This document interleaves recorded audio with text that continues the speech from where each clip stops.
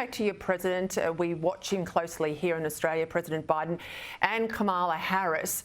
You've got a population of over 300 million, pretty amazing people in America. I went to school in America, as you know. I mean, I want to support the terrific nation it is, but like a lot of Australians, yes, we look at more and more of this footage and what he says, not just what he does and how he moves. Surely your country can elect better options than both of them. Well, we've changed our system. America has, for generations, led the world in technological innovation. We have a lot of smart people, more Nobel Prize winners than any other country. But our current system elevates the dumbest and least capable to the positions of highest authority. Now, there's no other explanation for someone like Kamala Harris or Joe Biden, who's not, strictly speaking, the same Joe Biden you remember. He's obviously impaired. But Kamala Harris has always been slow. And you wonder about a system that would make her vice president. I mean, it's obviously intentional. Why would you want the dumbest people in the country running the country? I can't answer that, but that's what we have. All right, give us a sense of the midterms. Where do you think things are going to land? Talk of President Trump. I know he's in the mix. He's out there. He's at his rallies, pushing out the vote to hopefully come November. What sort of role is he playing? And I'll come back to life after the midterms for the former president. I'm not sure what Donald Trump's plans are going forward, but I would say his lasting contribution, and no one in America ever mentions this, is changing the fastest growing demographic in the U.S., which is Hispanic voters. He was famously anti-Hispanic. He wanted to build a wall and keep the Mexicans out. For reasons that no one discusses or maybe even understands, Donald Trump is extremely popular with Hispanic voters. They seem to agree with him. And because of Donald Trump, Hispanic voters who traditionally have voted Democrat are now voting, the majority of them, for Republicans. That's a huge change. It's an unprecedented change. It's a change no one expected. And it's a change that's very much going to hurt the Democratic Party. I hope very much, but we'll see.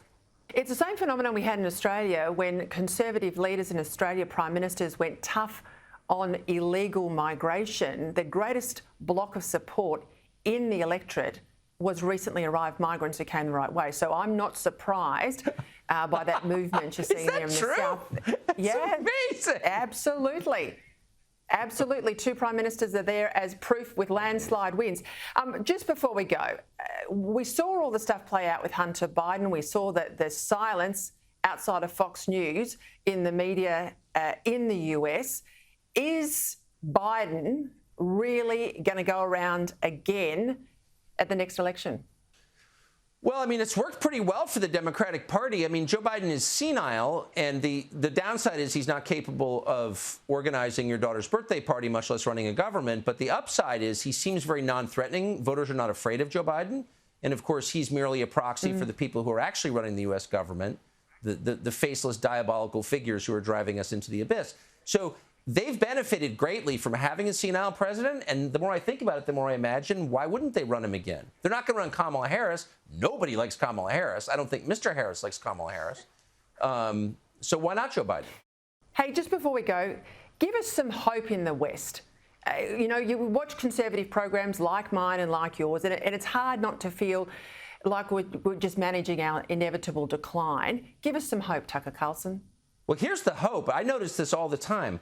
The people who are following this, and they come from all backgrounds, ethnic backgrounds, political backgrounds, people who thought one thing 5 years ago think a very different thing today. It has caused people to really think about what kind of country they want, what kind of government they have, and also to think more deeply about their own lives and where they go after their lives end. I mean, there is an intellectual and spiritual awakening, a reawakening going on in this country. I hope it's happening in yours, where under all of this pressure, some people are becoming much more impressive and alive and curious and I would say more noble and brave. So there's a huge upside. I have more interesting conversations with more impressive people now than in my entire life, in 27 years of doing television, in the last 2 years. So I take great comfort in that. What a wonderful note to leave our chat on tonight. Tucker Carlson, you're brilliant, and I'm so pleased you joined us tonight. Well, you're so nice to have me. Thank you very much.